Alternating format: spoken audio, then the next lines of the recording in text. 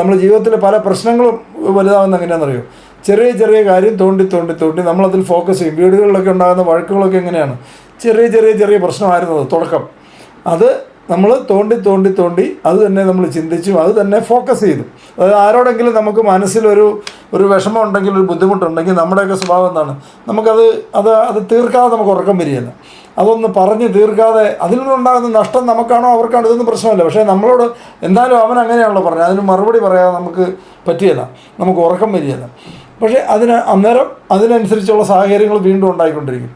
വീണ്ടും ഒരാളോടൊരു നമുക്ക് ദേഷ്യം തോന്നിക്കഴിഞ്ഞാൽ അത് സ്ഥിരീകരിക്കത്തക്ക രീതിയിൽ, അല്ലാതെ ആ ആൾ ശരിയല്ല എന്ന് സ്ഥിരീകരിക്കത്തക്ക രീതിയിലുള്ള വാർത്തകൾ നമ്മുടെ തന്നെ വന്നു ചേരും.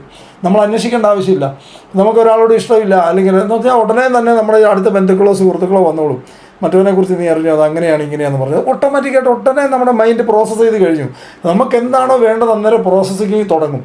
ആ പ്രോസസ്സ് ചെയ്യുന്നത് നമ്മൾ അതിശക്തമായിട്ട് നമ്മൾ ഫോക്കസ് ചെയ്യുന്ന സാധനത്തിലേക്ക് സെർവർ പയ്യെ വർക്ക് ചെയ്യാൻ തുടങ്ങി. ആ ഏരിയയിലേക്ക് പയ്യെ സെർച്ച് എഞ്ചിൻ അങ്ങോട്ട് തിരിച്ചു. ഈ സെർച്ച് എഞ്ചിൻ തിരിക്കുന്ന പരിപാടി പലപ്പോഴും അൺഫോർച്ചുനേറ്റ്ലി നമ്മുടെ ജീവിതത്തിൽ കൂടുതൽ സംഭവിക്കുന്നത് നെഗറ്റീവായിട്ടുള്ള കാര്യങ്ങൾക്ക് വേണ്ടിയാണ്.